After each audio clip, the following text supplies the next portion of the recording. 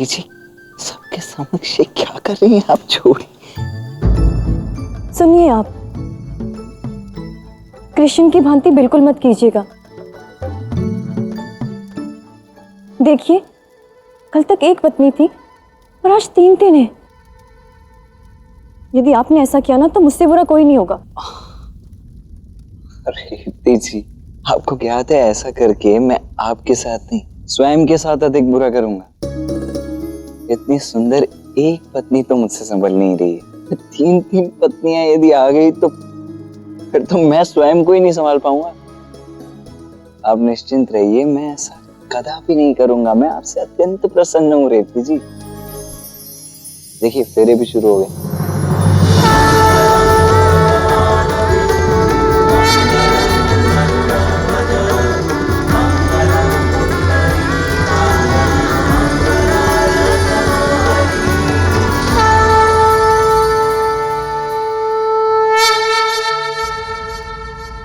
अपने ये शब्द स्मरण रखना आप, और जैसा कृष्ण ने किया है बिल्कुल मत करना।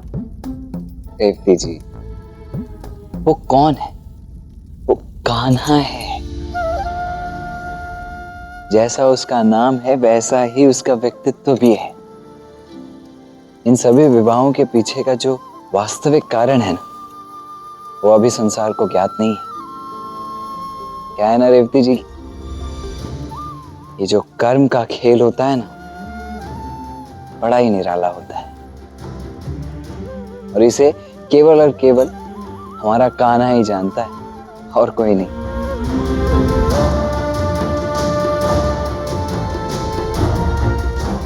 अब कान्हा को देखकर कोई साधारण व्यक्ति यदि ये सोचने लगे कि कान्हा की भांति वो भी एक से अधिक विवाह कर सकता है, तो मेरी दृष्टि में उससे बड़ा मूर्ख इस संसार में कोई नहीं है। क्योंकि ऐसा वो केवल वासना और स्वार्थ के लिए करेगा रेवती जी, कर्म के प्रभाव में आकर नहीं। और ऐसा करके अनजाने में ही सही, किंतु वो अपने जीवन को प्यार की यातनाओं से भर देगा और कुछ नहीं।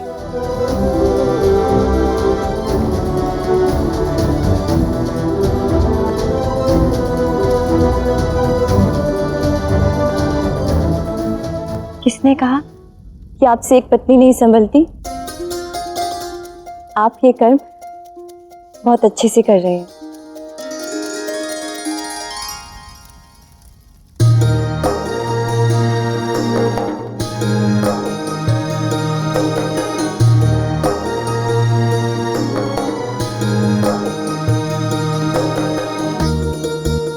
श्री कृष्ण, आपने एक पिता का मान रखा, मेरी पुत्री से ससम्मान विधि पूर्वक विवाह किया। सहस्त्रों सहस्त्रों बार धन्यवाद है आपका।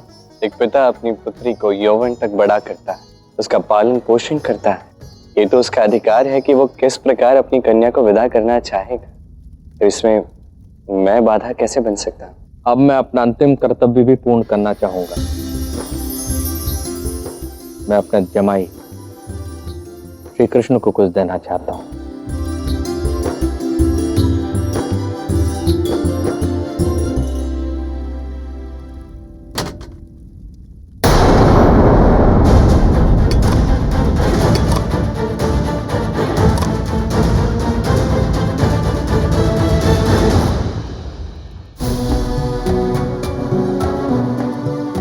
अपनी एकमात्र संतान के लिए इतना तो कर ही सकता हूं मैं, और मुझे पूर्ण विश्वास है इस सृष्टि में किसी पिता ने अपनी पुत्री की विदा पर इतना बड़ा उपहार नहीं दिया होगा।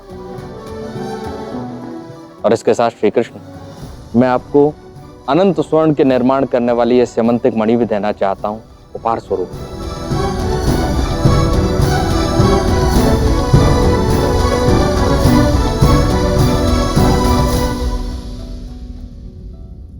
मुझे इसमें से कुछ भी नहीं चाहिए।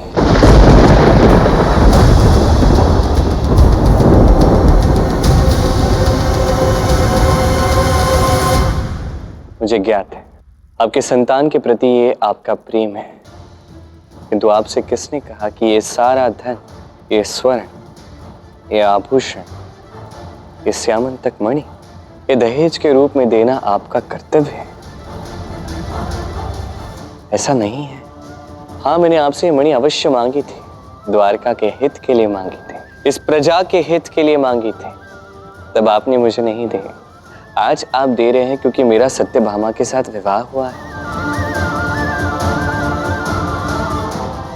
देखिए, एक बात मैं आपके समक्ष स्पष्ट रूप से कहना चाहता, स्वर्ण के लिए, इन आभूषणों के लिए, इस मणि के लिए मैंने सत्यभामा से विवाह नहीं किया। मैंने यह विवाह केवल सत्यभामा के लिए किया।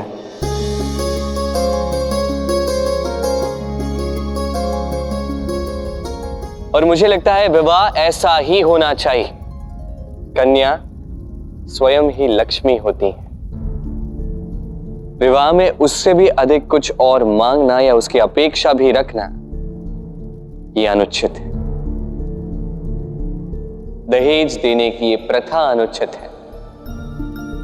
और यह सोच कि विवाह में दहेज देना यह आपका कर्तव्य है, यह सोच मूर्खता है। विवाह ऐसा होना चाहिए जहां व्यक्ति मन में अपनी पत्नी को स्वीकार कर ले, उस कन्या को स्वीकार कर ले पूर्ण रूप से। वही होता है सच्चा प्रेम। सत्रजीत जी, कृपा करके ये सारी वस्तुएं, ये आभूषण, ये सब कुछ अपने पास पुनः ले लीजिए। मैं इसे स्वीकार नहीं कर पाऊंगा।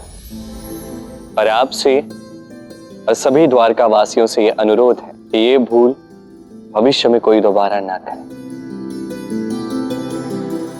क्षमा चाहूंगा श्री कृष्ण, आपका कथन सत्य है। मुझे ज्ञात था कि यह कुप्रथा है, किंतु इसी कुप्रथा के चलते मैंने आपको यह उपहार देना चाहा और आपने मुझे धर्म संकट से बचा लिया। किंतु एक विनय है, विनती है, आप चाहे यह मणि स्वीकार करें या ना करें, इतनी अनुमति अवश्य दें कि इस मणि की सुरक्षा हेतु इसे आप अपने राजकोष में जमा करवा दें। धन्यवाद। सत्यभामा, चलिए हम सिद्धाश्रम चलते हैं।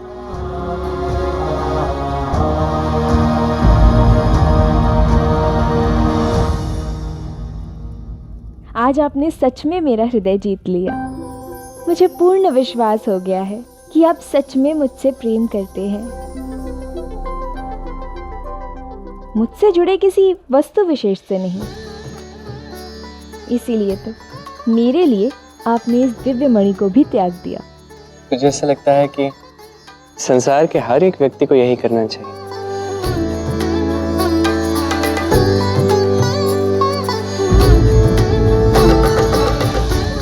सत्यभामा, चलिए।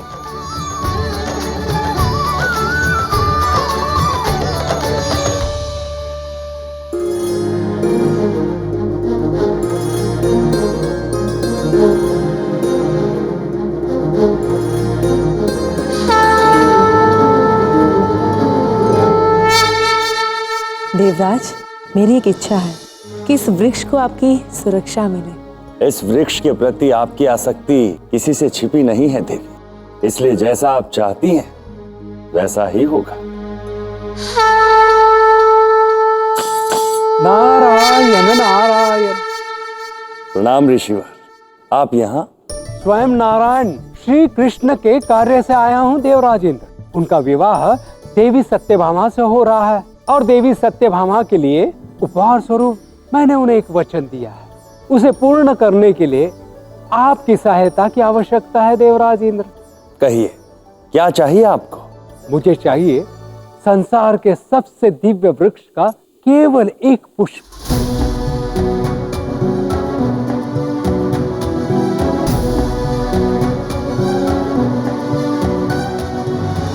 क्षमा करें ऋषिवर, मैं आपको ये नहीं दे सकता। ये वृक्ष केवल इंद्राणी के लिए है। देवी, मुझे केवल एक पुष्प चाहिए नारायण के लिए। इंद्राणी, हम जानते हैं कि आप किसी को भी ये पुष्प नहीं देंगी, किंतु नारद मुनि ये पुष्प अपने लिए नहीं, नारायण श्री कृष्ण के लिए मांग रहे हैं। वैसे तो मैं कभी किसी को पारिजात का पुष्प नहीं दूंगी, किंतु नारद मुनि ये उपहार श्री कृष्ण की पत्नी सत्यभामा के लिए मांग रहे हैं और मैं जानती हूँ कि विवाह के पश्चात एक पत्नी का मन कैसा होता है। यदि उसे अपने मन का उपहार मिल जाए तो नव विवाहितों का संबंध मधुर और प्रसन्नता से परिपूर्ण हो जाते हैं। नारायण नारायण।